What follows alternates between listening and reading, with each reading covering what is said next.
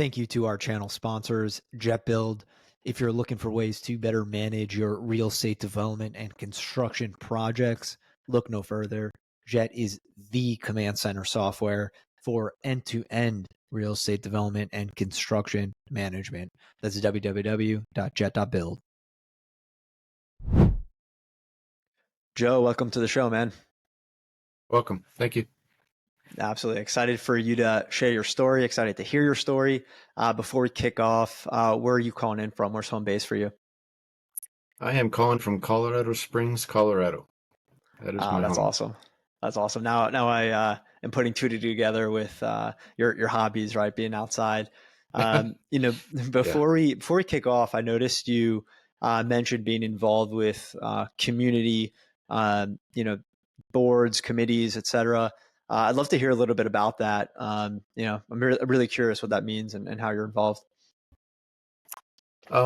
Sure. As I progressed in my career, maybe even stepping back, growing up, my grandparents and everybody was always just very involved. It was Hmm. small town Illinois, and everybody was always very involved with community. And I kind of really just always had that in me and always had that piece of me. And when I ended up here in Colorado Springs, uh, I was always kind of searching for that piece. And I got very fortunate in the company that I currently work for that they really support that. They really push us to be involved and to do more with our communities. Colorado Springs clearly is a much larger city. And I'm not really one of mine to get into politics or anything like that. But um, really, there's a lot of committees and everything that you can get involved with, even on the construction side, that really support the communities and really help have that voice. And it's been very interesting. I just got involved with a couple around here that are really much part of much larger organizations, but they get involved locally. And one is like HBA, which is Housing Building Association. HBA has several different committees, and one that I really found very interesting was the Public Policy Committee. And they really weigh in and try to have that voice over local legislative measures and what's going on, what things are voting for, and things like that. And really try to support that construction industry while also doing a lot of community movements. And that was kind of my spark. And it's really been a big piece that I really enjoy being part of. So I've joined a couple other committees, and some are a little bit nationally on that construction front of trying to make our industry a little bit better. So Yeah, that's awesome, man. I absolutely agree. Everyone could agree, right? It's really tangible in how construction built environment obviously changes, impacts, improves communities. So I'd love to hear that you're getting involved in that front, which is why I asked. So that's awesome, man. So yeah, before we kick off, I'll go ahead and give your formal introduction. Joseph Opyd is served for 8 years in the U.S. Army and Army National Guard as an infantry officer. Joe deployed twice in support of Operation Enduring Freedom. Today, Joe is a senior project manager with GE Johnson, a DPR construction company. Joe has 27 years of experience leading teams in various positions, from managerial to executive roles. Joe is an active member of several community committees and, most importantly, a husband and father of 2 daughters and a dog. Joe and his family all love camping and the outdoors. That's awesome, man. Love to hear the family. Love to hear you added the dog in that. What we want to do today is a life story on your life. So we'll go ahead and start with childhood. You touched on a little bit of that. Let's hear where you grew up and what about childhood led you to your service. sure. Yeah, I just want to say that this is not something I normally do. I don't like talking about myself, but everything that you're doing, Adam, and really kind of this help in veteran support and everything and finding their way, especially into an industry like construction, I really thought that was great. So opening myself up a little bit Yeah, listen, man, I and putting appreciate it out there. But totally. I yeah, so appreciate you saying that, man. Thank you. I grew up in small town, Coal City, Illinois. Most of the time that I lived there, we didn't even have a traffic light. It was kind of a big deal that when we got our first traffic light in the town, somewhere around my junior or senior year of high school. So just to put it into perspective, but um, my family was always very military oriented. Just come from a family lineage of both my grandfathers served in World War II. My great uncle was in World War II, and he was a career Army enlisted person. My brother was in as well. My father was in. He was drafted in Vietnam. So it really a pretty long line of history there. And you go in my parents' house up in Illinois, and she's got my mom has one wall that is just all of the military stuff. Every piece of the family that has had something to do with the military. And my father never really pushed it and never like demanded, you are going to be, you're going to go in the Army. He never had that approach.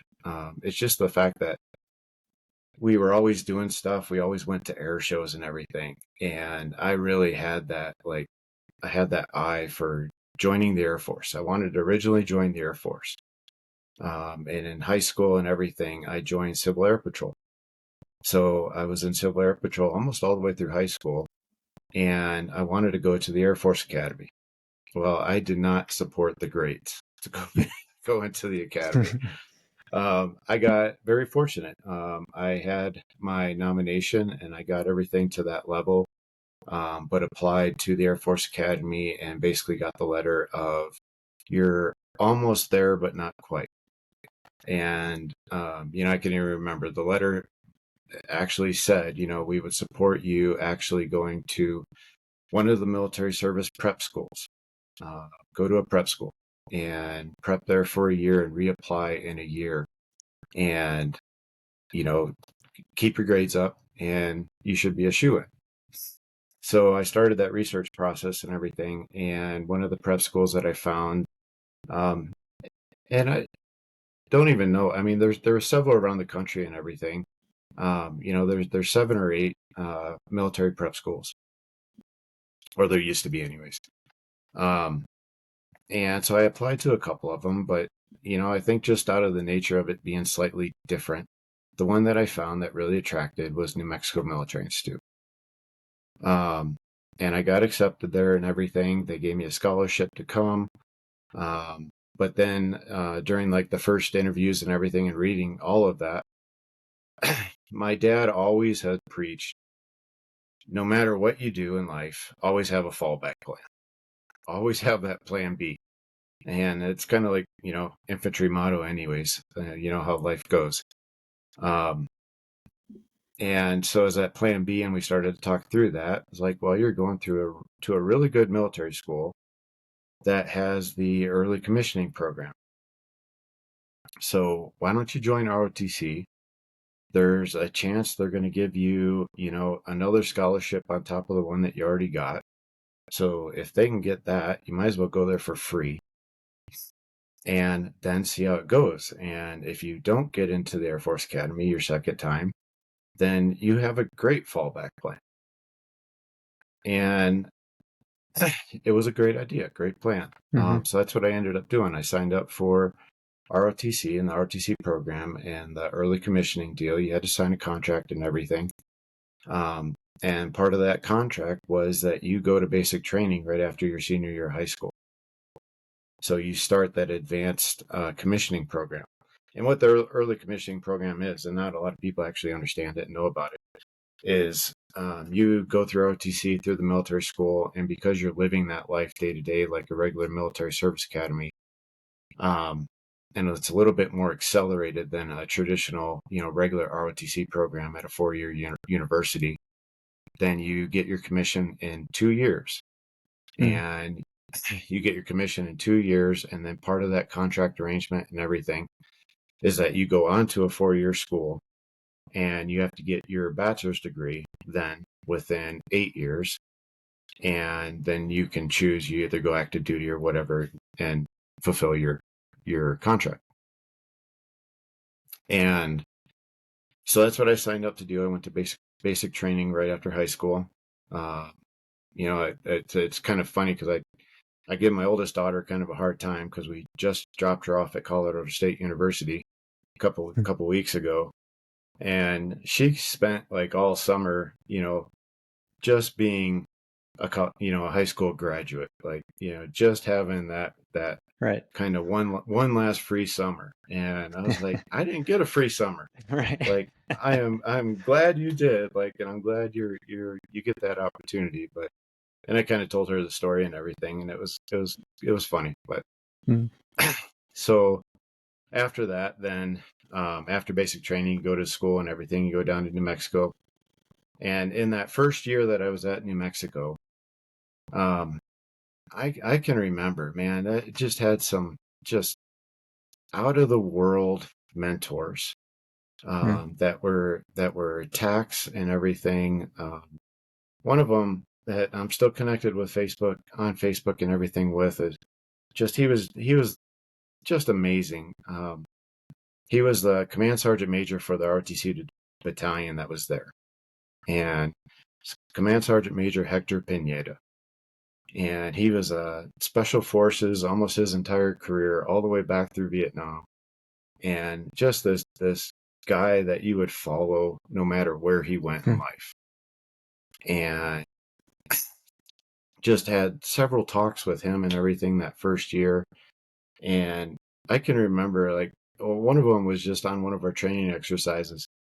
And I was telling him about, like, yeah, I'm going to work on, getting my application and everything back together for the Air Force Academy. And this was like in the first semester that I was there.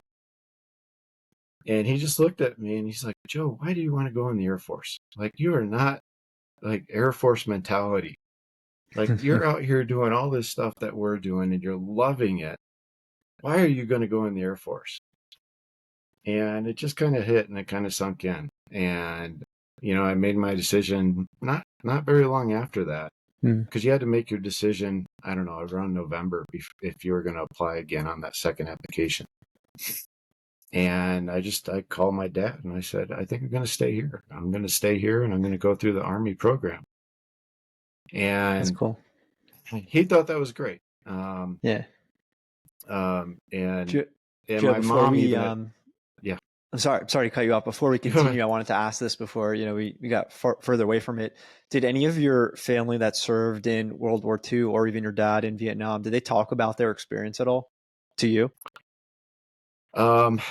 Interesting question. So my grandfather on the Opyd side versus my grandfather on my mother's side had two pretty different experiences in World War II. One of them, my grandfather on the Opyd side, my dad's dad, was infantry, and he was in that major piece of the Battle of the Bulge. And Wow. oddly, out of very, very interesting coincidence in life, I ended up in the same infantry division that he had. and he never even noticed it. Nobody noticed until I had shown him a picture of me and I was in my uniform and everything, gave him a picture, and he looked at my shoulder and he was like, is that your unit? And I said, yeah, that's 35th Infantry Division. And he just like set it down and he went and he was gone for like a half hour tearing through shit. And he finally came back out and he handed me his old World War II patch. That was the Wow. 35th Infantry Division patch. And it was kind of like, that was like my settling moment of, odd coincidences in life. That's awesome. But so he was in infantry, Battle of the Bulge and all that. So, and he had been wounded, I believe, 2 times, 2 Purple Hearts. Wow.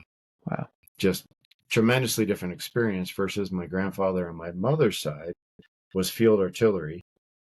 And he was on the invasion of Normandy. So he was in that front. So 2 different areas of the war and everything.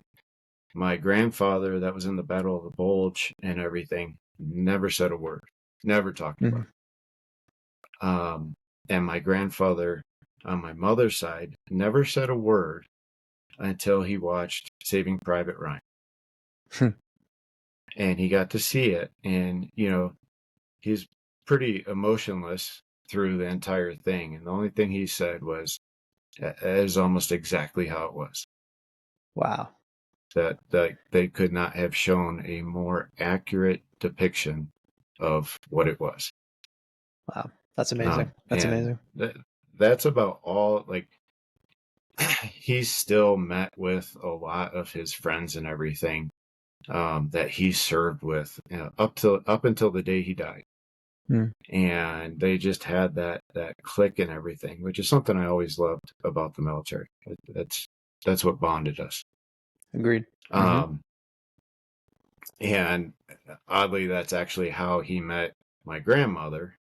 Hmm. Was him and my grandmother's brother, the one that served. I think my great uncle served for almost 30 years. Um, they met together in the service, and that's how Wow. he met her. That's awesome. Yeah. Um, So not dissimilar to what, I typically hear in terms of that generation in World War II, not saying much.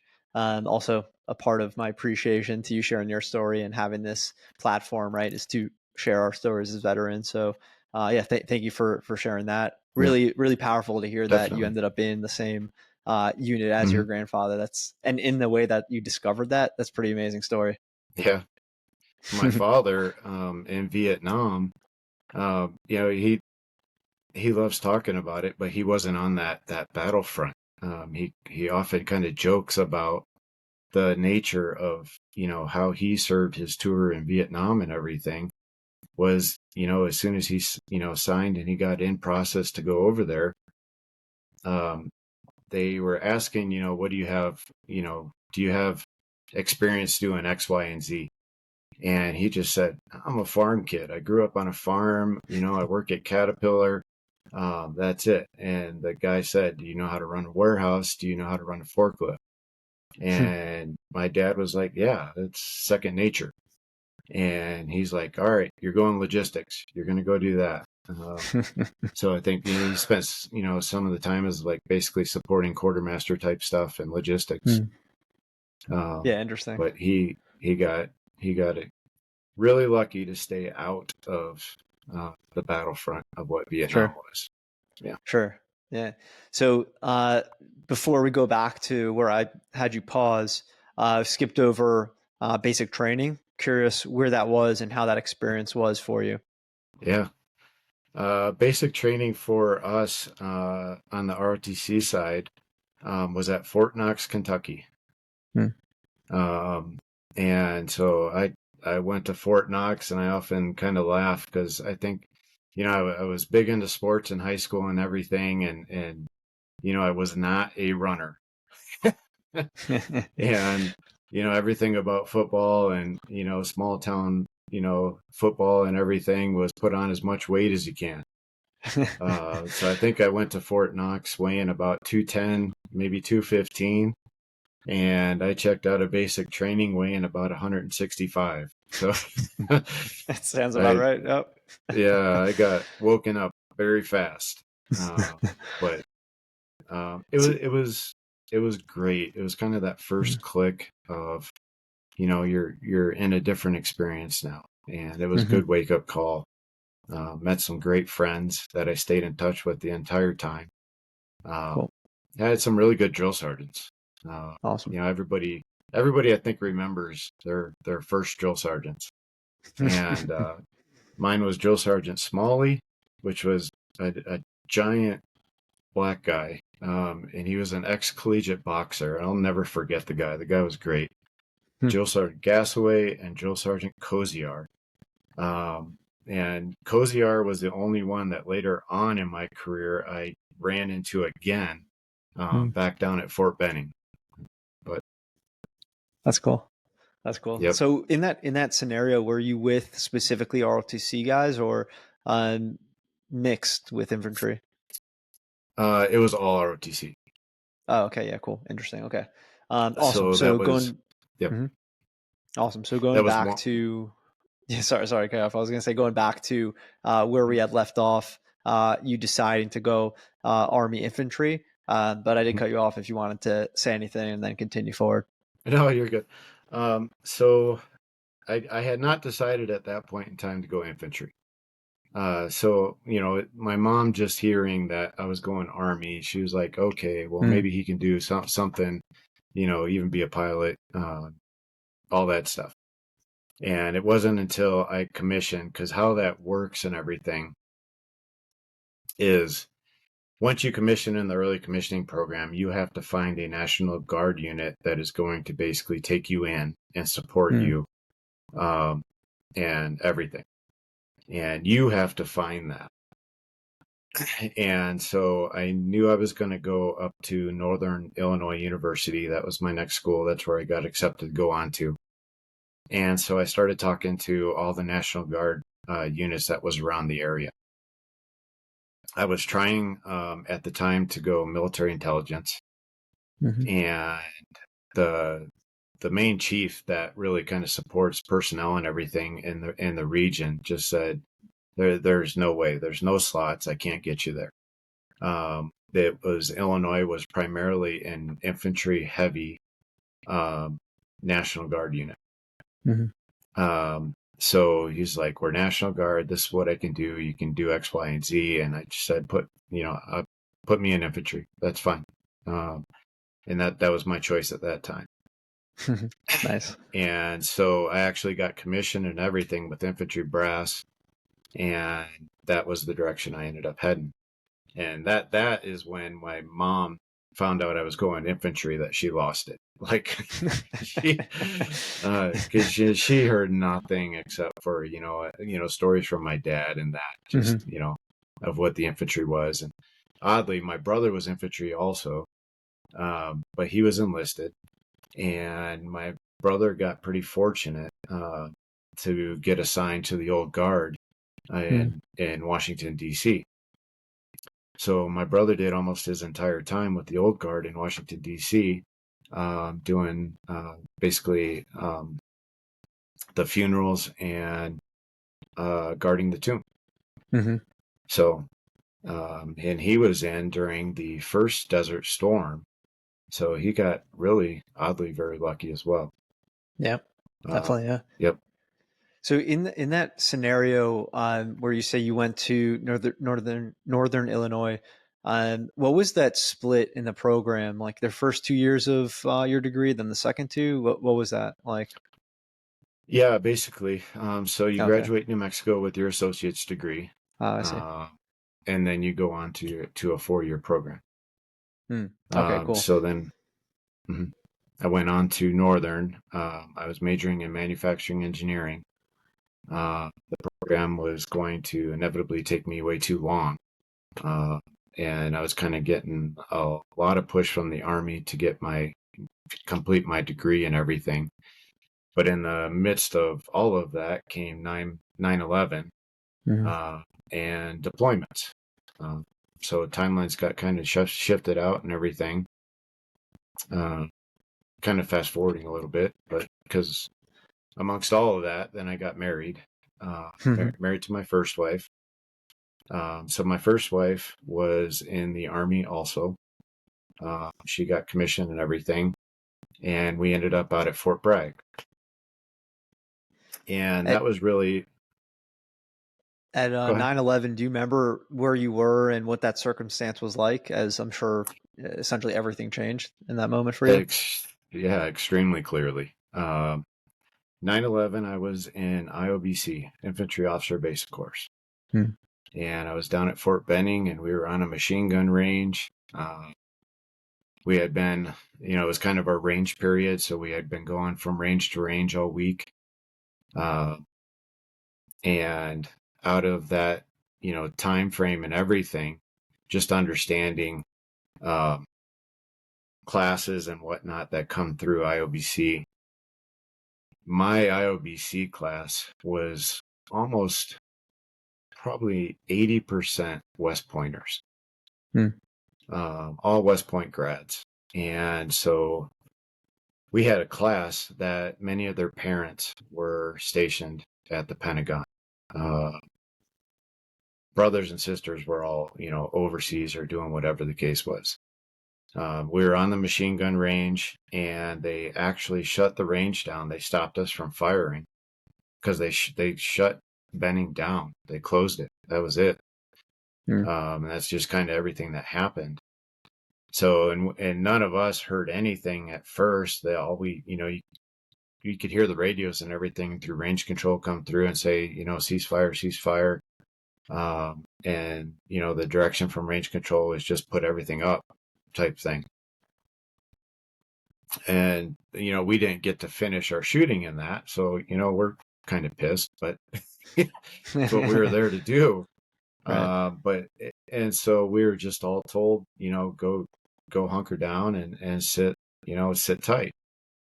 And we weren't getting any knowledge from anything. We weren't hearing anything until finally one of the TAC officers came out and he gathered up our entire company. So it was almost 200, 200 brand new officers. Mm-hmm. He gathered us all up and everything. And he said, look, this is what just happened. And told us about, verbally told us about, the jets flying into the Twin Towers. And then he was like, unfortunately, one looks like it also went into the Pentagon. And that was kind of a freak out moment for a lot of the other students that had, parents that were stationed at the Pentagon. And he was like, this is all we know at this point. The odd thing, the sick humor about the entire situation was the TAC officer that told us was one of the TAC officers that just had this knack for joking. He always joked. He always messed with the entire class. And so, like, it was almost immediate attack. Like, this is a sick damn joke. Like, what, Yeah. And he's like, man, this is not a joke. And he finally brought out, he went back, he grabbed a radio, like one of the old school just dial radios, brought that out, and he started playing what the news reports were coming in and everything. Mm-hmm. Yeah. In that setting, I could only imagine. I was actually going to ask that if initially people just didn't believe what he was saying, because it's absolutely right. Yep. Yeah, it's tough to actually believe it. Yeah. Mm-hmm. And once, like, we were all hearing the reports truly on the radio about, emergency personnel on site, blah, blah, blah, and all this going on. And I can even remember, like, one of the first ones that played was, one of the tower actually fell, and, that type of thing. Like, you looked around and everybody was like, this is real. Mm-hmm. That it's, we're going to see a lot more than we expected to see a lot faster. Right. So what happens kind of next from that situation? I can remember he grabbed a lot of the lieutenants in that had those parents that was at the Pentagon, and they went back right away to try to contact who they could. But we didn't end up, like, as a class, we didn't go back into the garrison, the Cantonment area, till that evening. And we got bussed in, and I can remember, like, coming in on the buses and where the ranges were and everything. And you come back into Benning's garrison area, you drive right by the ranger compound and everything. And, like, they were going, like, they were loading up, and seeing them all in that kind of mode. And then they had concertina wire all spread through everything. So they had all these makeshift checkpoints and everything going on. And so the buses came through that, and you could just see the look on, like, a lot of those soldiers' faces that was doing that was that we're now in a different situation. Yep. So moving forward, how do you finish out your officer course to then, whatever direction that they give you next? How's that happen? Yeah, we finished out. So it was probably about midpoint of the entire course. Very fortunate and lucky, all the lieutenants that had parents in that were at the Pentagon were safe. So there was no immediate casualty that way, or known, Mm-hmm. relationship. Mm-hmm. So our class finished out and everything. We graduated someplace around the beginning of December. I was supposed to immediately go to Ranger School right after, as most of the class was. But almost right before graduation, I got the call from my National Guard unit and said, your orders for Ranger School are pulled. We're getting activated and we're deploying. And it was like nobody knew anything at that point. We could have Mm-hmm. been deploying to Africa for all we knew. It was just, you're going. That's it. So get through, finish IOBC and get back to the unit. And that's what it was. We activated right at the beginning of January, which would have been January 2002 or something. Mm-hmm. And we ended up going to Germany. So that was my first deployment. It was Germany, and just supporting the military bases there, while all of those bases and all of those units ended up deploying to Afghanistan. So before moving on with Mm-hmm. your service and deployments, kind of wrapping up the ROTC program and your, training through officer course, anything in particular kind of stands out, or just general, feelings on that entire process till that Germany enlistment? No, I loved it. I loved every part of it. So I don't have anything negative to say about it, or any of the rest of the process. The National Guard unit that I was in at the time was a great unit, frankly, Awesome. with a lot of long storied individuals and everything. The unit itself, the brigade itself at that time was an air assault brigade. So we got to actually fly quite a bit in that at the time. Mm-hmm. It was just fun being part of all of that. And I can maybe step back and to the humorous story of my first assignments, right? Some people often tell their war stories about a brand new second lieutenant in that. I was 19 years old when I showed up to my first unit. So I was a 19-year-old brand new second lieutenant, with no experience except for ROTC. Mm-hmm. So the biggest thing you have going into that scenario is your mentality, and how you're gonna, just embrace everything that's thrown at you. Mm-hmm. And got there and everything. And my first weekend drill, the unit had just got back from their annual training, and they had gone over to Germany, and then came back. So they were over in Germany for 3 or 4 weeks. Came back, and the commander, his name is Dan Fuhr, just amazing officer, calls me into his office, sets a file down on the desk, and says, your platoon sergeant was arrested at annual training. It was a drunken brawl. My move is that we're going to process him out. But I want you to do your own investigation, you to look into this whole entire thing of what happened. And by the end of this weekend, you give me your recommendation. And this was it was a career E7. Mm-hmm. And so the guy had been in for, at that time, 16, 17 years. Mm-hmm. And so one dumb move that they did was going to end his career. And so that's what I did. I did my investigation. I approached it as a completely open mind. Came back to him on Sunday afternoon and told what was then Captain Fuhr, and he ended up retiring as a colonel, that I don't think he should be processed out. I don't think you should reprimand him to this, blah, blah, blah.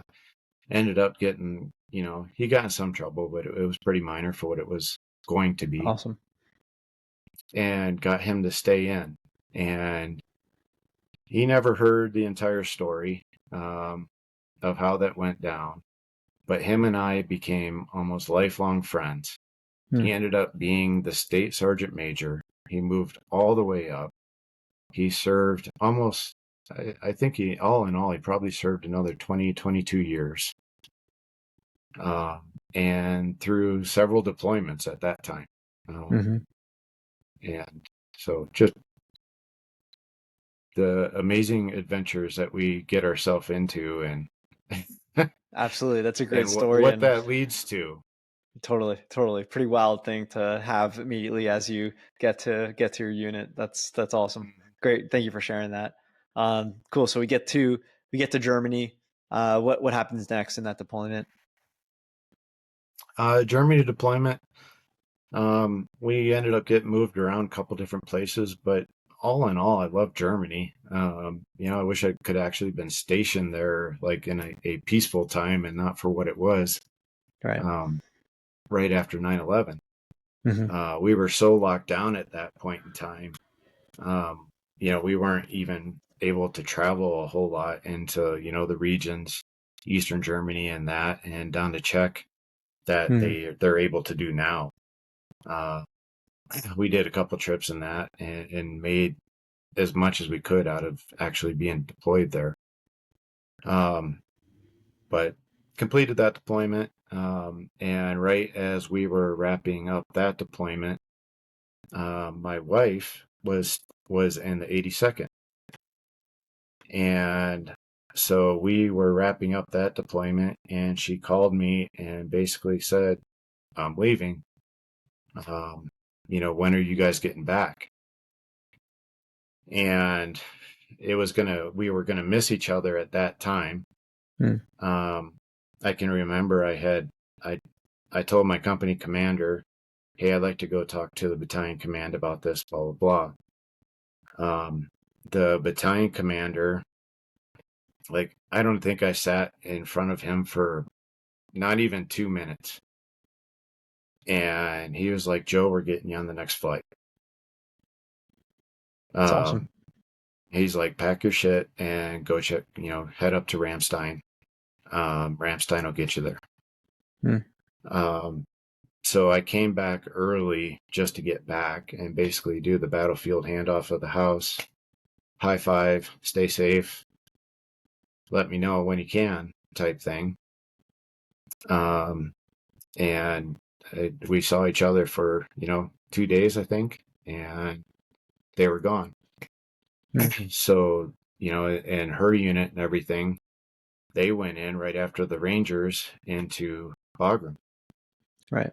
So so she was over there, and I was back in North Carolina. So it was kind of in that period when I was back in North Carolina where I was like, that was my first, all right, what the hell am I going to do now? Right. Um, and so I had framed houses and stuff a little bit while I was going to school up at Northern Illinois, and I said, well, maybe I'll find something, doing that. And I got pretty fortunate just through neighbors and everything. Go apply to this company. Go, they're a great company and everything. And they picked me up right away. So I started working Hmm. for that company, and that company at the time, they did a lot of insurance renovation type stuff, and then some regular new construction, residential, and then they were doing a little bit of work on base on Fort Bragg. Hmm. So that was kind of my first um, even taste or knowledge that exists in the world. Um, and so I started doing a little bit of that, did that for a couple of years. Um, and it wasn't, my ex-wife had gotten her notice and everything that they were going to redeploy and come back. And even in her message and everything, she was like, "I don't know how long it's going to be." Okay, I don't know what that means. Um, they came back, and they weren't back for, I don't even, a couple weeks. I think a couple Hmm. weeks, and then that's when they redeployed, and we went into Iraq. So So they went from one phase to the next right, almost right. immediately after. Did you have any form of I don't know, deployment rotation, uh, you know, information or anything, or were you just waiting until someone called you? No, just waiting. Hmm. That's the way it was at that time. There So was how long of no, a? Mhm. yeah, there was no rotational schedule or anything. Everything, basically, the military was pulling units as needed. Right. Um, for what the needs of the Army are, and that that's all we knew. Some knew as, there's some information coming down the pipe and everything, and we could do this. This might be coming up. We knew of, on the National Guard side, we knew of other units around the state that were being activated, and Hmm. we could track that stuff. But that's as far as it went. Right. Right. Yep. Um, so were you just given notice that you were redeploying? Is that what you were saying just now, or was that your ex-wife? My ex-wife. Okay. Yeah. So she was barely back at Bragg at all, Hmm. and then they deployed, um, damn near the whole entire 82nd over to go into Iraq. Hmm. Um, and frankly, Iraq was a worse situation, and you know that was like, especially me being the man, the husband, and everything. And then the situation's flipped where you're the one at home, and you get to kind of experience what that is like at Hmm. home. And being the spouse at home, and we didn't even have any kids. We didn't have that family issue and everything. But being that spouse at home, just not knowing anything about what's going Hmm. on, that that was almost worse than being there in the battle. Uh, Sure. it really is a different issue. Yeah. And Yeah. it kind of put me in a lot of perspective too, as I, did other things in my career and everything, and had to be that person talking to the spouse, and that it was able to actually reframe my mind and say, look, a lot of people might say they understand what you're going through. I understand what you're going through. I get it. Hmm. I know what this is. This is, and I would explain a little bit about that situation. But I mean, even at that fact at that time, so that was 2004, 2003. Um, there was no communication hardly Hmm. with, they had sat phones, and they could get on a sat phone maybe once a month to call back. And, Lord help you if you missed that call, Yeah. because you didn't get Yeah. another chance. That was it. Hmm. And she could try to isolate out some time frames of, hey, I will try to call here. But that was it. And she was Yeah. right in the heat, so that was pretty challenging. Yeah. But Yeah. Well then said. they got their notice and everything that they were actually going to be able to cycle out and return. And as soon it's like, as soon as they got their notice they were coming back, we got our next deployment orders. So I was like, all right, we're going. Um, and everybody, I mean, we would have bet $1 million that we were going over to Iraq. Every single Hmm. unit was going to Iraq or Afghanistan. Afghanistan was still pretty hot at the time. It was kind of going through some weird lows and everything because everybody was concentrating on Iraq. And when we finally got our orders and everything, and our orders said that we were deploying to Fort Polk, Louisiana, to support the training mission,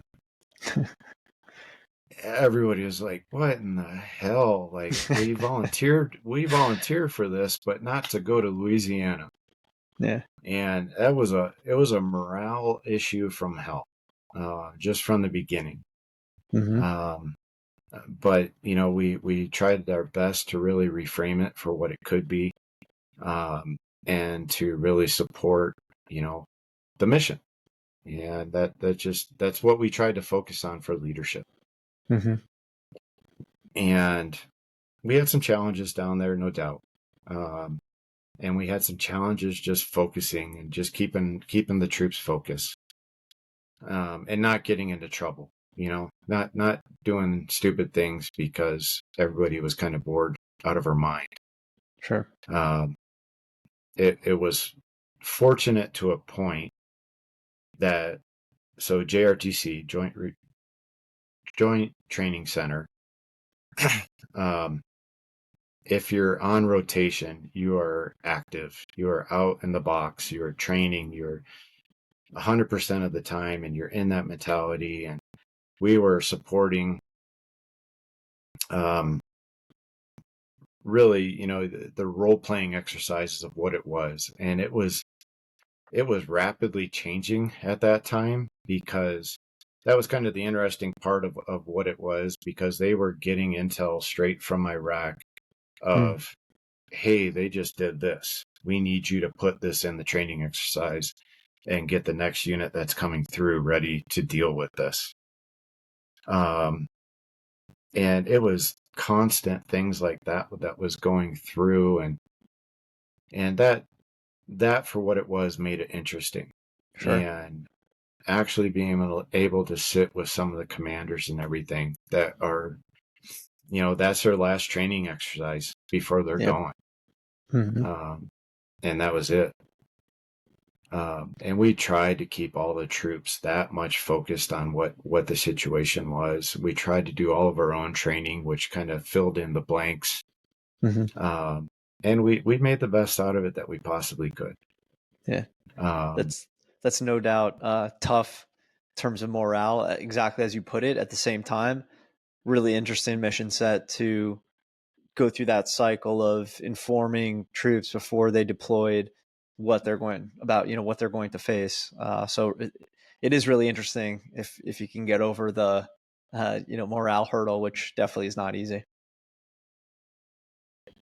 it was a challenge on the leadership side. Mm-hmm. Just nobody really wanted to be there. Everybody's focus, especially an infantry unit, was like, we want to be downrange because that's what we actually volunteered for. As terrible of an as that sounds, we're away from our families on a deployment to Louisiana.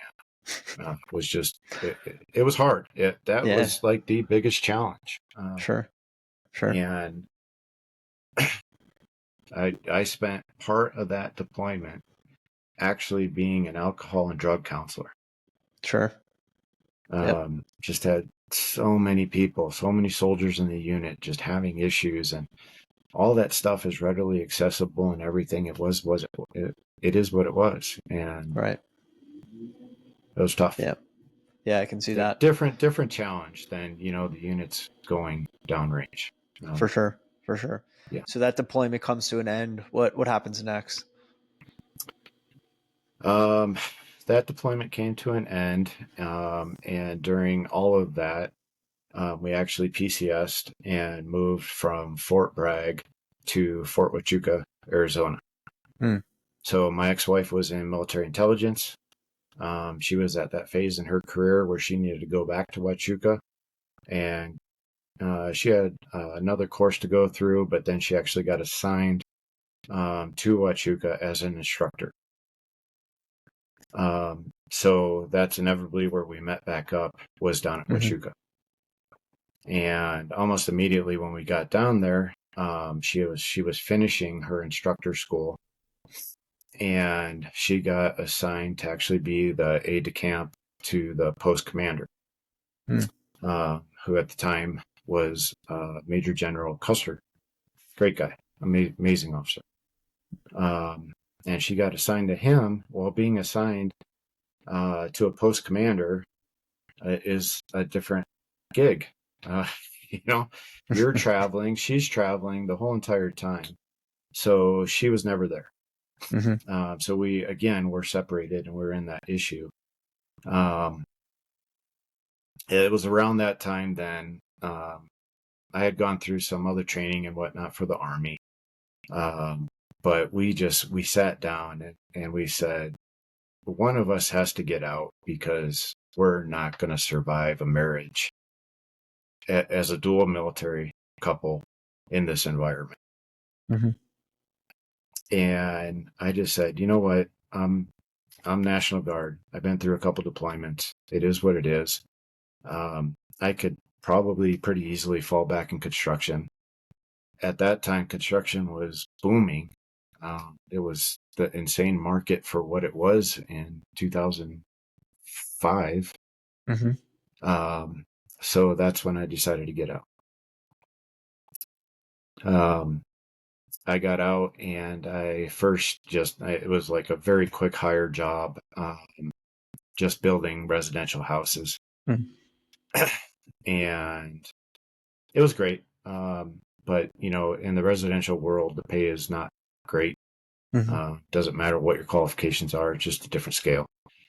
But through a couple connections and everything, just with everybody working on Fort Huachuca, I made a connection with Sunt Construction, and they're based Mm-hmm. out of Phoenix. Sunt Construction is a very large federal contractor. Mm-hmm. And the friends that I knew and everything, they were like, you should go talk to Sunt. They're a great company, and they really support veterans. So despite what your background is, they often look for veterans. And okay, I'm definitely interested. And put my application in and everything at Sunt. And I think they called me like the next day, if not the day after. That's great. And they were like, Joe, even you got a little bit of construction experience. We really look for the veterans. Mm-hmm. Because they, being a federal construction company, they love the veterans that know how to work on a military base. Sure. And I said, well, I'm interested. What's the position? And didn't care. They could have given me a hammer and told me to go beat some windows, and I would have been there. Luckily, it was not. I had spent my time doing that. But it was working on a really large historical renovation project on Fort Huachuca. Mm. And the position hired in was a project engineer, which is basically a new entry-level college graduate type position. And that's where I started. Mm-hmm. And they were having a lot of problems on the project. It was a Corps of Engineers project. And the staff and the project management that Sunt had there at the time just did not have the mentality for as challenging as the project was. They were just trying to battle the Corps of Engineers. And I didn't get it. I didn't have the experience. I was doing what they told me to do. Sure. And a lot of it that, at that time was just, writing issues down, sending issues into the Corps of Engineers, documenting this, documenting that. And I was just chugging along. And all of a sudden I come into work one day and the vice president of the company's there. Oh, cool. Well, good to see you. Is there anything I can do for you? Don't care. And he just sat me down and was basically like, Joe, we just let the project manager go and we let the general superintendent go. We're gonna bring some other staff down here to help run the project. Just letting you know where things are. Okay. Like, and so I can remember over the next couple weeks, it was just a weird environment. Everybody was trying to deal with it and still just keep the project moving forward. Mm-hmm.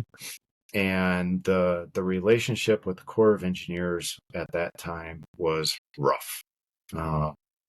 It was just a lot of friction at every single meeting. And it was like, you are delaying this, you are issuing this, and blah, blah, blah. And I didn't have the experience, didn't know why.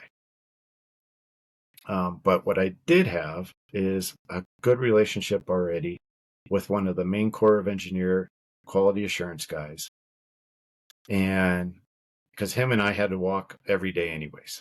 So we would walk and we'd do whatever we had to do and document whatever we had to do. And we had a very good relationship.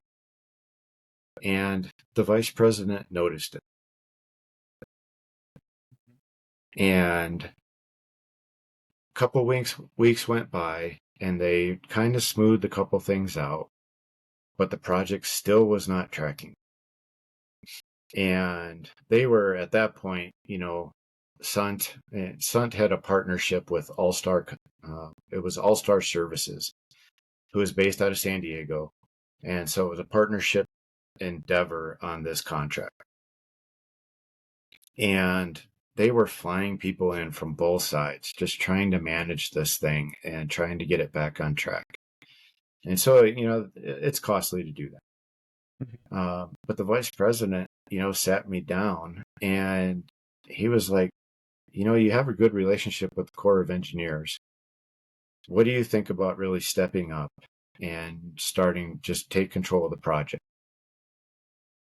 And, that my military background then kind of just dug up in me, and it was take on anything that gets thrown at you and figure it out. And Yeah. that's what I told him. I said, I'll figure it out. You tell me what, you give me some resources and you tell me what my parameters are and everything. And I can remember him even saying, look, Joe, I don't care that we don't make a dime on this project. We have to save the rating. So for everybody that doesn't understand that, in the federal construction world, no matter who you're working for, what government entity, you get a rating. And if on that rating you get what I think it's called something different now, but it used to be an unsatisfactory. If you got that unsat rating, that basically meant you were done. Yep. Big deal. You will never get another federal contract with that entity. So that is a big deal. And so that was the direction, was save the rating, save the reputation, finish the project. So they were lucky enough. We got a couple good superintendents that they pulled down, and we just reorganized the entire project. And Sunt was very big, always is, always has been, in self-performing. So that truly means, a lot of the labor on the project are truly Sunt employees. They're not subcontracts. And that's a big difference because then you're running that whole thing. You're running all of that. And the superintendents that I got on the project were very seasoned individuals, long gray-haired guys. And they really had a good knack for doing that and changing the, that whole entire picture and scope, and this is how we're going to tackle it. And just doing that, refreshing everything, saving the reputation, and saving our relationship with the Corps then just started working with us and saying, well, let's do this. Let's work through this one. Let's work through this issue and take it one at a time. And we ended up saving the entire project. We ended up saving the profit of the project, which was pretty miraculous, and completed it on time. And I'm still friends with the Corps of Engineer guys that were on that project. It's those relationships that just go on forever. Sure. That's an awesome start, I guess, into your career where you're at today, and a great story. Taking a little step back though in that period of transitioning, right, finishing your service and then getting into civilian built environment profession. What was that specific time period like? And then generally speaking, how has your transition been? Any hindsight advice to your younger self, to others in similar positions? Hindsight advice would be just keep that mentality. Mm-hmm. To always adapt. Don't get yourself so stubborn in your head. And you've heard it a lot of don't do something because it's just the way you've always seen it done, or you Mm-hmm. always, that's the way it's always been done. And even though, like, truly in the company, whatever company I've been working for, they, people say it a little bit different. But it's that always adapt, always keep up, and always keep up with the time and take on what's thrown at you in life, Mm-hmm. and keep up with it. Um, and that'd be my biggest thing to say to my younger self. Yep. It's great The advice. transition, no doubt, was tough. It is tough. It is tough even from a National Guard side. I was Mm-hmm. coming off a deployment, coming off of that active duty mentality, and I didn't know what to do with myself. Mm-hmm. The civilian world just speaks different, and that's why I'm thankful I didn't stay in that residential world very long, because that's kind of what that was. It was very challenging. Um, Mm-hmm. down to even like integrity levels. Integrity's everything to me, and Sure. it doesn't carry the same value in every single construction environment. Sure. So that was tough. And so when I fell into basically that federal construction side, it was just so refreshing again back to me of, oh, this feels natural. you know this Sure. Everything Mm-hmm. about it was back to, okay, this is what I'm used to. I get it. Yeah. you know we speak the same lingo. Yeah. um and it felt very comfortable. Right. Corps of Engineer guys would say, hey, you got to go down to DPW and you got to do this and this. Okay, I know how to do that. I get it. Like, Yeah. that was Mhm. like, I knew that process. Like, that was natural. um Not all the civilian world works that way, though. Right. Yeah, I mean that's probably as smooth of a transition as one can have, because of that, Mhm. general relationship. Corps of Engineers. You Yeah, touched on I was, though. just to go back to that, Adam, Yeah. but I was lost at first. Right. Because I I was an infantry officer. That's Mm-hmm. what I knew. I knew how to train. I knew those tactics. I knew the battle stuff. I knew all that. What I did not have is I did not have a deployment to Iraq or Afghanistan. Mm-hmm. And I had tried to apply to so many positions, to be a trainer, um, or attack officer or something like that.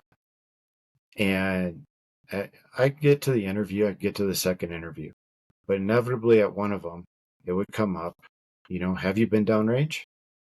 No. Uh, Being honest, no, I have not. I have not been in theater. I have not done that. Okay, well, we're looking for somebody with that experience. Mm-hmm. And so that just kind of left me in this hole. I didn't know what to do, and I was thankful that construction really was there, um, and I was Sure. able to get into that Sure. and Were still there? be there. Right. Hmm. I was going to ask, were there any like particular actions that you took, or even hindsight advice that you give yourself in those kind of moments where you felt, using your words that I could completely understand and relate to, Mhm. feeling lost? Um, I no, I would say, to push myself more, Mm-hmm. just to be comfortable with construction. Um, and I don't really know where that really dives from, other than, just my family drive and everything. My father, um, all that. When I first went to school up in Northern Illinois, I majored in manufacturing engineering, and it was something I was interested in.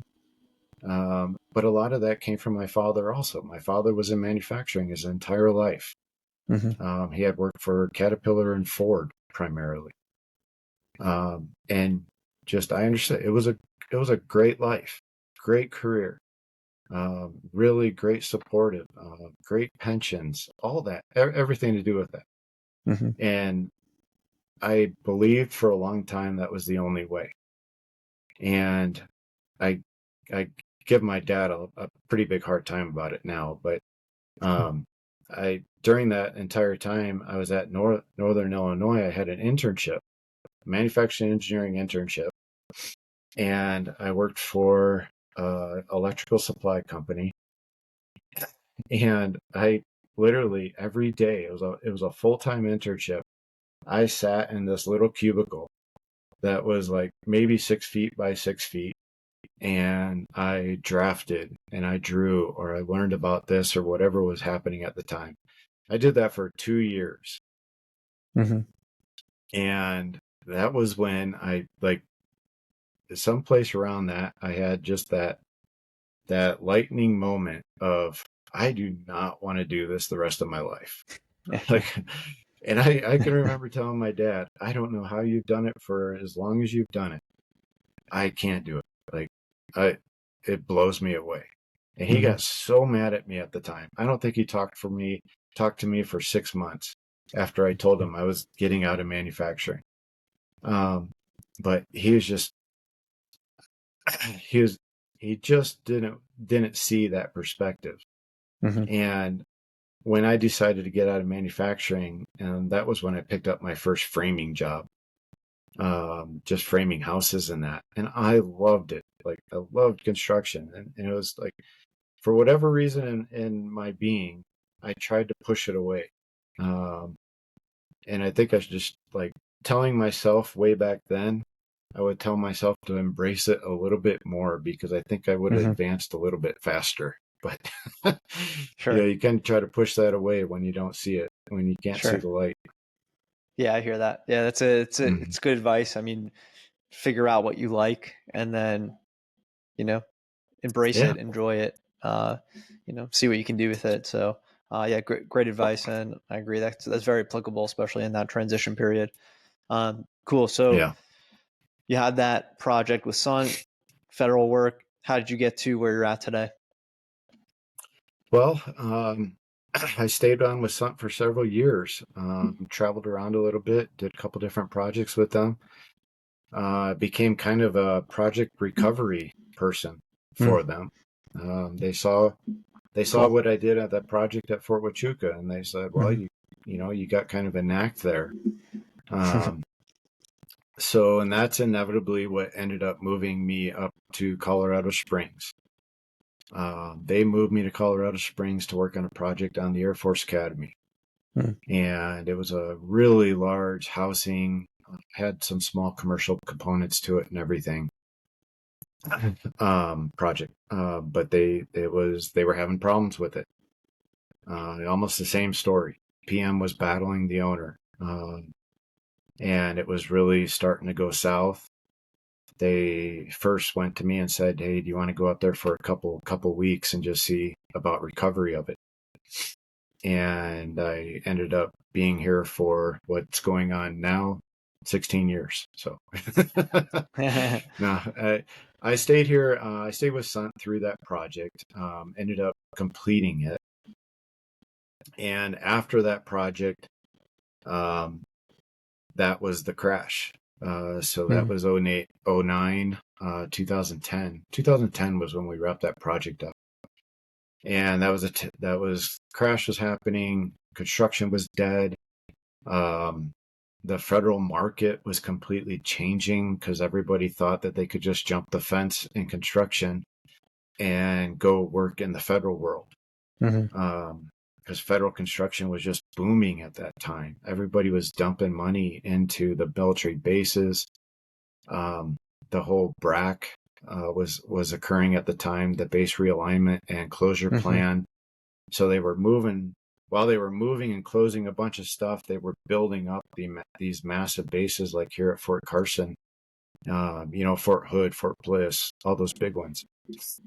And during the course of all of that, um, Sunt Construction, they used to chase anything in that federal world. They weren't very specific over a certain type of project. They were just getting beat by such low dollar contractors coming in, not understanding the federal world. And it was a bloodbath. It was just contractors were way undercutting and underbidding projects. And the government really at that time didn't have a choice. They got a low bid, they have to take it type thing of what it was. Now, they have rules now in place that they kind of circumvent that, but it was terrible. They went through so many contractors going out of business and everything during that time frame. Well, Sunt just said, you know what, we're changing our business plan. We're going to be out, we're pulling back, we're going to be out of that small project world, and we're going to scale to and only pursue the projects that are larger. And we know that we're going to be one of 4 contractors that are actually able to go after the project, bonding reasons and all of that. They were that big guy that could do that. And so when they did that, they said, they said, do you want to move down to Tucson? We'll move you back down to Tucson, and you can go into a scale of basically eat what you kill type thing, bidding projects, and you get successful on a project, you go run the project. But we can't guarantee anything. That was kind of the caveat that was on it. And I was like, man, construction's booming pretty well around here in the federal world. I had a lot of friends that were already around here working down at Fort Carson and whatnot. And they were like, Joe, if you ever choose to leave Sun, we'll hire you tomorrow. And so that's inevitably what I ended up doing. I just did not want to take my risks of moving back down to Tucson. Sure. In one of the worst economically hit areas of the country. Sure. Yeah. That was a hard one to swallow. But Yeah, I separated Sun, left Sun, very amicably. I stayed in touch with all those guys, still do today. And ended up going to work here for used to be more of a local company, but they're a Native American owned construction company. So they fall into that specialty world. So they have their 8A certification and all of that, and they get all that small business priorities. And that company's was TEPA. And they very well organized company and very, very diverse. So they had a very good program. And went to work for them, did several projects, and even did a little bit of traveling because I did a couple projects out at Fort Riley out in Kansas, which from here is only 6.5 hours. So it really wasn't bad. But went to work for them, stayed to work for them for several years. And then, out of the nature of construction and everything, they started slowing down a little bit. And they started traveling more. So taking these further outreaching projects, and then the teams would go travel to those things. And about at that same time, out of basically just some community networking and everything, I got connected with the owner of the company, which was just a regular commercial company, smaller commercial company here in Colorado Springs.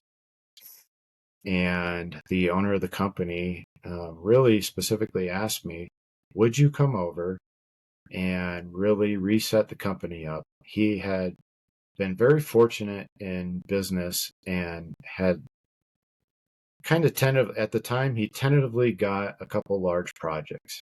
And it was weird because I can get these projects and they have been guaranteed to me. This is all private now. So this is private money outside of that federal world where this stuff happens a lot. And he said, I can get these larger projects, but I need somebody that can reset the company up and set it up right and run the operations side. And he was very specific. I have goals. I want to grow the company. I want to do X, Y, and Z. I want to break into that, public sector, which is, municipal, public money, also the federal side. He's like, we need to build that program. I have a long-term goal of doing X.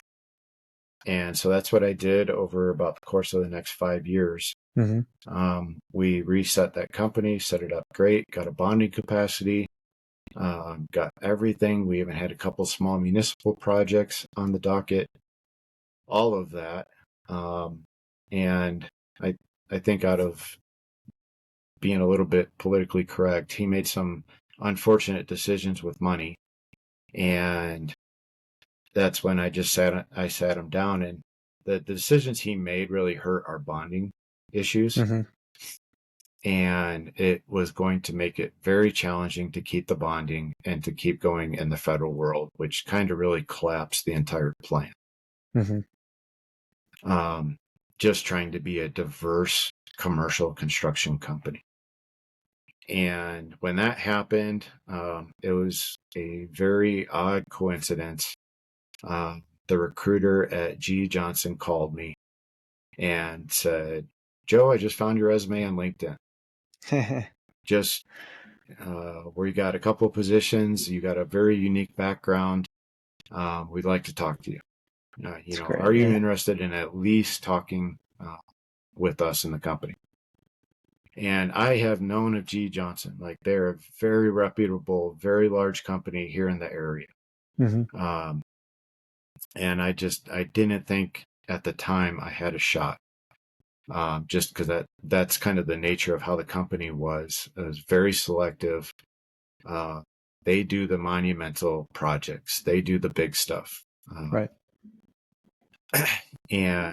But I was very interested that she called me, and I said absolutely. But I'd love to at least see where the conversation goes. And at that time, I can remember sitting down with the vice president. Very first conversation, he kind of explained what they were doing. He explained the situation. He explained why my background was very unique and why he was interested. And part of that was the federal piece, because G. Johnson had not done a lot of federal work. However, they had a couple potential projects coming. And then out of the nature of all the companies that I had worked for, almost all of them had they had self-performed the civil side. So earthworks, the dirt, and the utilities. And G. Johnson did that also. But they weren't very good at it and how it was run. And that was his specific ask. He was like, would you be interested in coming in the company and basically revamping our civil program? And also, if we get these other federal projects in that, running those and setting up our federal program. And that was like, that was a golden opportunity. Sure. And you couldn't really have asked for anything more. And I said, absolutely. And so went on to G. Johnson, and it was great. It is great. Great company. Everybody in the entire area knew of the fact that it was a 50 plus year company, family owned primarily, family ran. It's an ESOP company, but it was started by Gil Johnson, which was the dad, and then Jim took it over about 25, 30 years ago. And Jim is still there today. But everybody has known that Jim has been trying to retire. He's tried to retire for many years. And he's tried a couple different times with different people, actually putting them into a successorship type role to take over the company. And it didn't happen for whatever the reason was. And I think out of a hunch, it was just the nature of DPR Construction was probably at the same lunch he was. And the stars aligned, and he thought that was probably the best solution. And so the short story to all that is DPR acquired the company 3 years ago, and now we're all in transition to DPR, which fully happens January 1st of 25. Oh, wow. Yeah, we go through a full, complete rebranding. Hmm. But for the benefit of everything, and what Jim has really preached is he did the deal because the companies are so similar. They're very similar values. All of that aligns down to their self-performing support and what Hmm. they do, how they run projects, how they treat people, everything. It's just the fact that DPR is on a much, much larger scale. Sure. So DPR is one of the 10 largest global construction companies. Hmm. So it's mind-boggling sometimes to, even as, we're several years into it and seeing numbers that they talk about are just on a different scale than we're all used to. Yeah, absolutely. I'm sure. Different projects, how they pursue things, how they really isolate things out has really become, I don't know, kind of refreshing but unsettling, because it's just a different world. Hmm. When they do the mega projects, Right. they do the billion-dollar projects. Hmm. So it's very interesting, and that's why I'm trying to stick with it. There's a lot of people that didn't feel like sticking through the transition, but I'd like to see where it goes and Sure. not be afraid of it, and I stick back to adapt. Yeah, Try to exactly. adapt to it and overcome. Unfortunately, it kind of means that we go back into a traveling mode a little bit. So that's kind of where I'm at now. I'm Hmm. headed down to a project in Texas here shortly. So I'll be traveling some. Um, the wife and the family are trying to figure out what we're going to do. Hmm. There's, my wife is fortunate where she's able to work remotely. So there's actually a small thought there that she might come down also, which would be great. Sure. But Well, it's keeping up with that mentality to adapt. absolutely is. Absolutely is. That's an awesome trajectory. I'm excited to see where this next stage takes you. Before we close out kind of this professional, segment of the show, I want to touch on translatable skills, military to profession. What are some things that come to mind in terms of your experience? My biggest one is leadership. Mm. So construction, I think in general, um, lacks a lot of that true leadership that the military teaches you from the Hmm. beginning. And that's not out of want. It's just out of the nature of construction programs and education. They don't teach leadership. And that's challenging because a lot of these superintendents or project managers and that are going on to projects and leading. They're thrown into a leadership position and really don't have a clue what they're going to get thrown at them, Hmm. and how to handle that, how to lead, how to redirect, and how to deal with people on a day-to-day basis.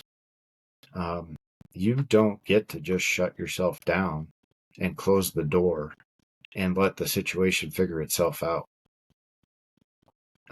That doesn't happen, especially on these days. The larger projects are so accelerated and so fast, Hmm. you can't ignore issues. And that's leadership 101, is you can't ignore it. Even if you hear a hint of something going on, a rumor, most likely that rumor's probably true. Um, you know, Sometimes the most factual pieces of information I've ever found on the life comes from the labor on the project that had heard this from this guy. Um, it, I got to tell you, Adam, man, I've had subs, I've had people come into my office saying and almost crying because they haven't been paid in 6 weeks. Crazy. And had I not listened to the labor that said, hey, I heard the electrician's not getting paid. Like, if I blew that guy off, Mm-hmm. it just would have rolled. But I listened to him. We listened, and then we try to be in front of it. That is my biggest thing that I would ever preach. Yeah, well said. That's a significant way of managing your teams, your projects, and I absolutely agree. You can't ignore it. You gotta face it head on and act on it. Awesome.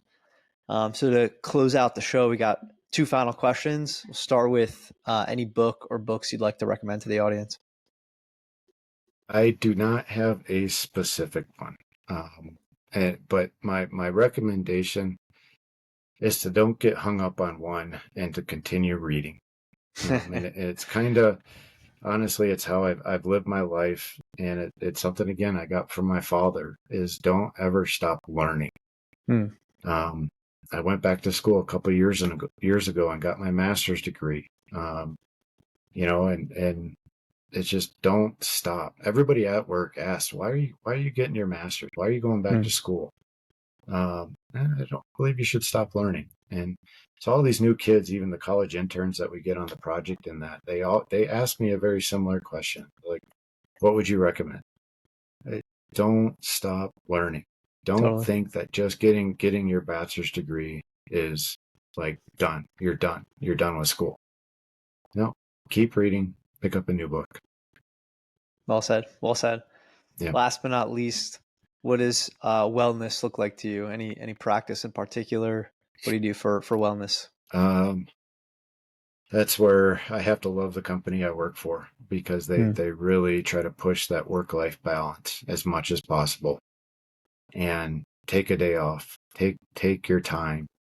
We get so wrapped up, especially in the bigger projects and project management in general. I shouldn't really isolate it out to bigger projects, because I've done small project stuff, and those almost burn you out more because they're such quick hitter construction deals.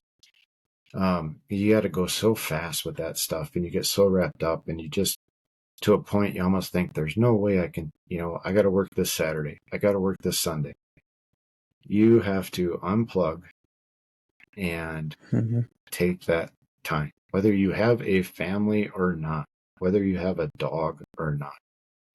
You need the time away from work. Well said. Well said. I absolutely agree. And it's something you got to really always remind yourself of, because it's really easy to forget that. As funny as that sounds, I definitely fall into that hole. Well said, man. Joe, Yeah. this was awesome. Yeah. Really appreciate you coming on, sharing your story. I'm excited to share your story. It was awesome to hear it from, your family's history, through your experience, and to where you're at today in the built environment. Thank you so much for taking the time and joining us today. Yep. Appreciate it. Thanks, Adam. Thanks, Joe. Thank you, man. See y'all soon. Yep.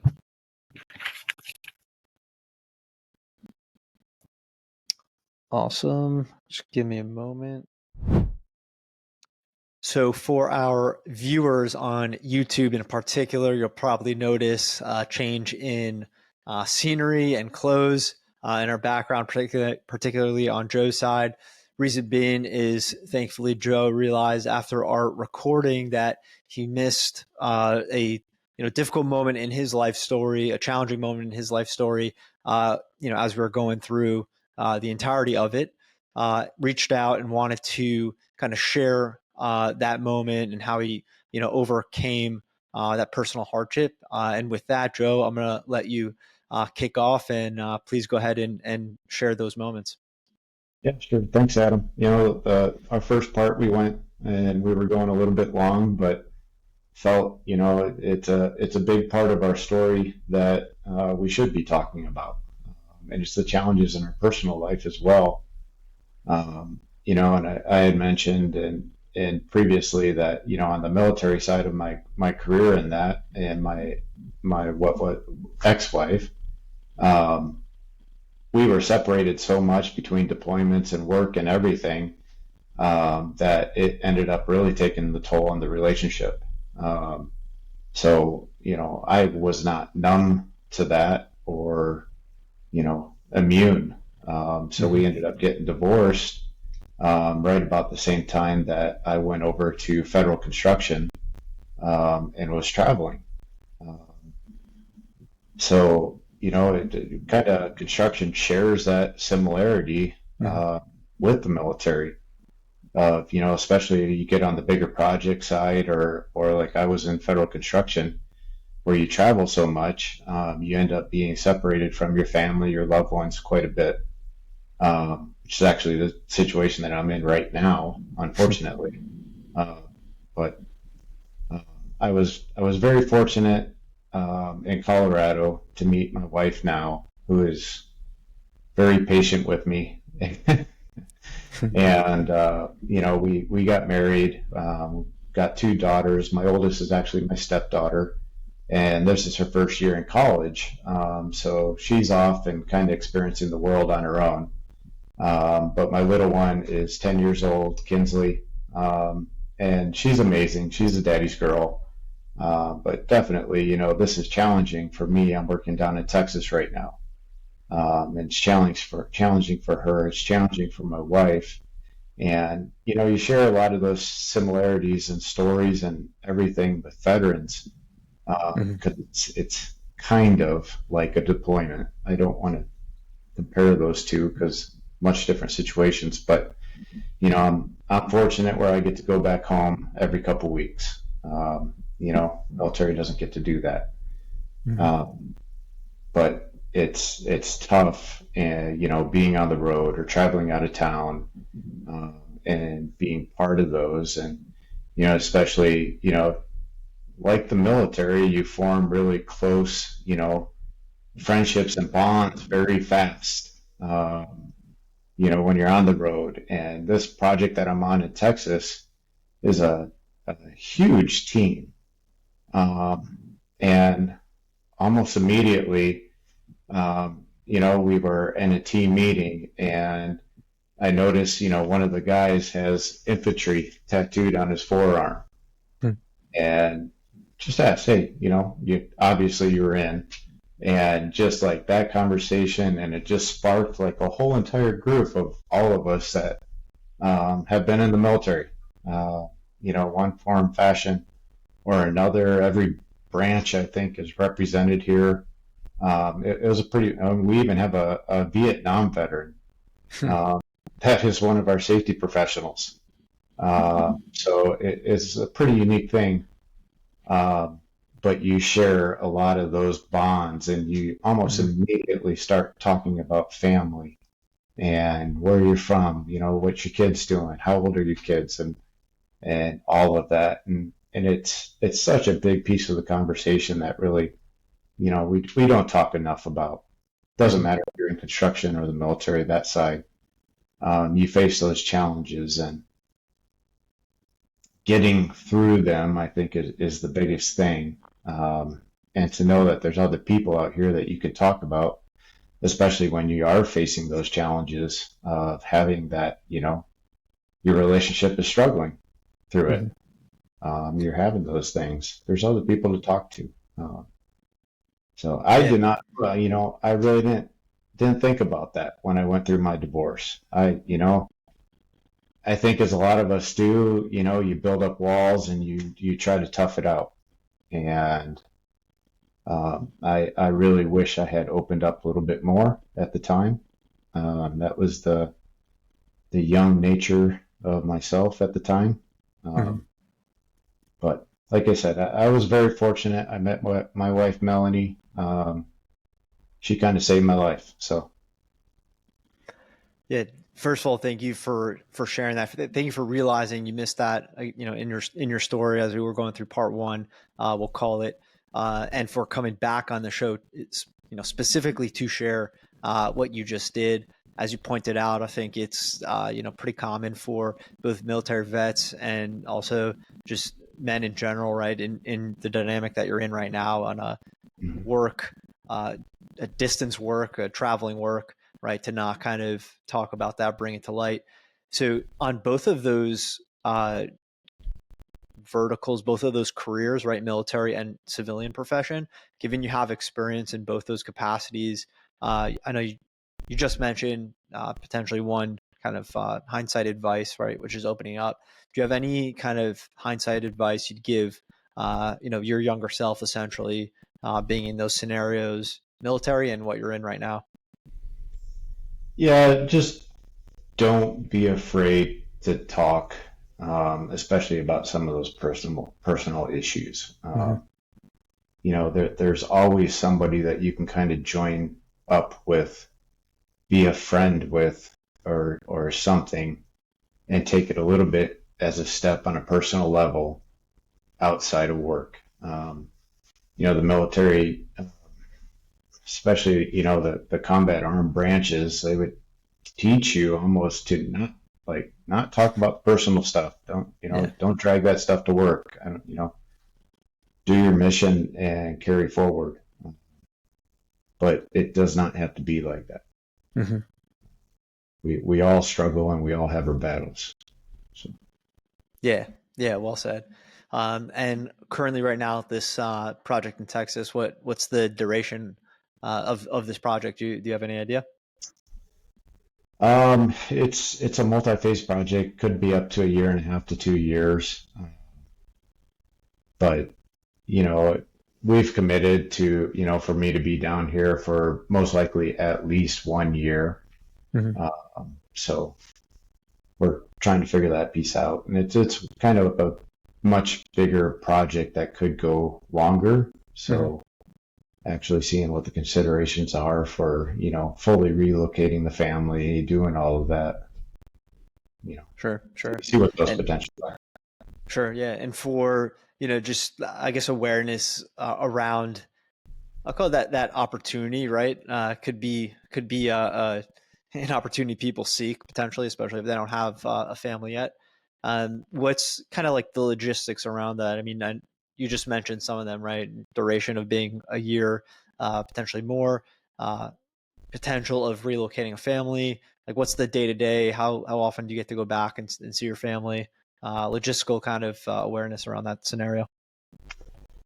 I'm very fortunate. The company I work for takes care of us very well. Part of our deal is we're able to go back home every 2 weeks. So for the weekend, like a long weekend type thing. Everybody's got slightly different deal. Some of the field craft and those workers don't get to go home as much, unfortunately. So there's different challenges depending on position. But And I'm guessing they provide you with like the temporary housing, or how does that work? they give us a allowance. So they give us an allowance and a per diem. So they take care of us very well. So Yeah, interesting. no complaints on those sides, but yeah. And the traveling, construction job, it's pretty prevalent, correct? I mean, it's It is. It's anywhere in the larger commercial world. I shouldn't even say that because I worked on the small GC side, on the small commercial GC side, and our guys traveled all the time. We worked all across the Western United States, and I constantly had guys out of state and doing other things. So it's an adaptation to the positions for sure. And it's a commitment. So you want to do these types of projects and that, inevitably this is what you're going to get into. I was extremely fortunate for about the past, 6 or 7 years at being able to work so close to home that I was. But yeah, so yeah, I've been seeing it more and more. Just generally speaking, traveling construction jobs roles. So yeah, interesting that you happen to be in that scenario right now during our interview.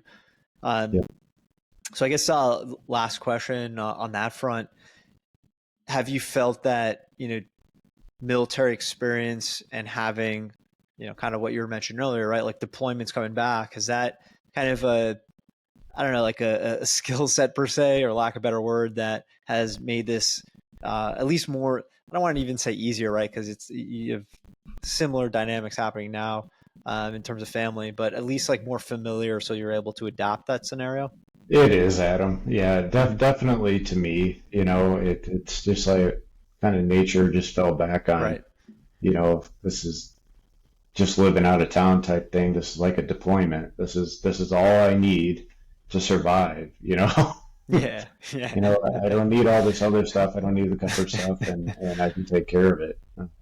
Sure. And it's kind of funny because, I'm mentoring some younger project engineers that are almost straight out of college, and Hmm. and they're doing this too, and they're just in left field. They're trying to bring down here a whole trailer full of stuff and everything, and I'm like, what are you doing? Like, Yeah. I've got 2 bags. That's it. Yeah. So Yeah. definitely, Yeah. So yeah, so it plays into it. hmm Yeah. Awesome. Awesome. Well, Joe, do you have anything more that you'd like to share in this part two? No, I appreciate you coming back on, Adam, and giving me a couple more minutes, and it kind of stuck with me, and it's the big parts of what we're living through. So Yeah. Yeah. Again, really appreciate you recognizing that you missed this kind of critical personal part in your life, and that you're willing to come back on and share it. I think that was really interesting insight, given that you're literally now in a traveling role and can share how kind of things sometimes carry on, or really oftentimes, right, carry on military into your civilian life and civilian profession. So thank you very much for coming on again and completing your story, man. Thank you. Appreciate it. yep, definitely. Thanks, Adam. All right, Joe. Take care. Appreciate it.